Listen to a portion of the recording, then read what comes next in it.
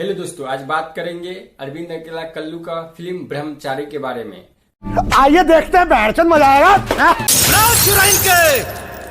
जो कि आज से 4 दिन पहले वर्ल्ड वाइड रिकॉर्ड के भोजपुरी के यूट्यूब चैनल पर आया है। एक्शन, रोमांस और फैमिली ड्रामा पे फिल्म है। कंचना फिल्म आप लोग देखे ही होंगे, उसका हल्का झलक आपको लास्ट में अरविंद अकेला कल्लू का देखने को मिल सकता है। तो इस फिल्म का स्टोरी ये है कि अरविंद अकेला कल्लू एक बड़ा एक्टर बनना चाहते हैं इस पिक्चर में। अच्छा, बन जा हीरो, अब पूरा दुनिया में अपन खानदान के नाम रोशन कर दा। तो एक बाबा उनको बताते हैं बड़ा हीरो बनना है तो ब्रह्मचारी रहना पड़ेगा।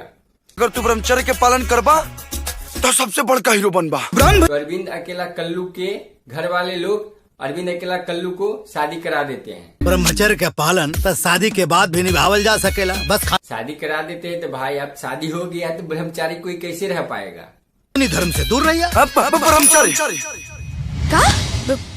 ब्रह्मचारी तो पत्नी बोलेला रउआ हमारा पास काहे ना आवतानी। तो अरविंद अकेला कल्लू बोलेला कि हम रउआ के पास जाब तो हमारे ब्रह्मचारी के व्रत टूट जाये, काहे कि हमरा बड़ा स्टार बने के बा।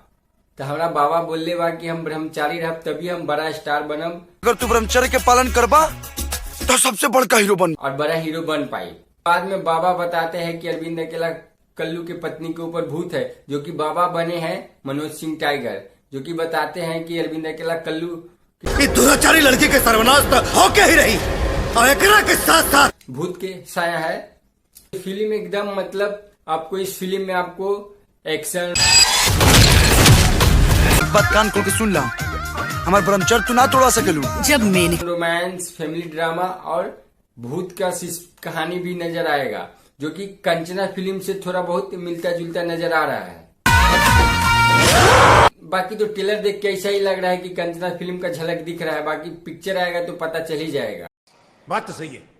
फिल्म का स्टार कास्ट का बात करें तो आपको अरविंद अकेला कल्लू, ऋचा दीक्षित, मनोज सिंह टाइगर ही बड़ा नाम इस पिक्चर में दिख रहा है। इस फिल्म को डायरेक्ट किए हैं अनिल कुमार उपाध्याय जी और प्रोड्यूसर भी वही है, अनिल कुमार उपाध्याय जी। इस फिल्म का स्टोरी लिखे हैं संजय राय जी। ये फिल्म का ट्रेलर आया है वर्ल्ड वाइड रिकॉर्ड पर, आप लोग नहीं देखे तो जाइए वर्ल्ड वाइड रिकॉर्ड के यूट्यूब चैनल पर ट्रेलर देखिए। और ट्रेलर कैसा लगा हमें कमेंट में जरूर बताइएगा, और ये वीडियो भी कैसा लगा हमें कमेंट में जरूर बताइएगा। हमारे चैनल पर नए हैं तो हमारे चैनल को सब्सक्राइब जरूर कर लीजिएगा। जब तक के लिए बाय।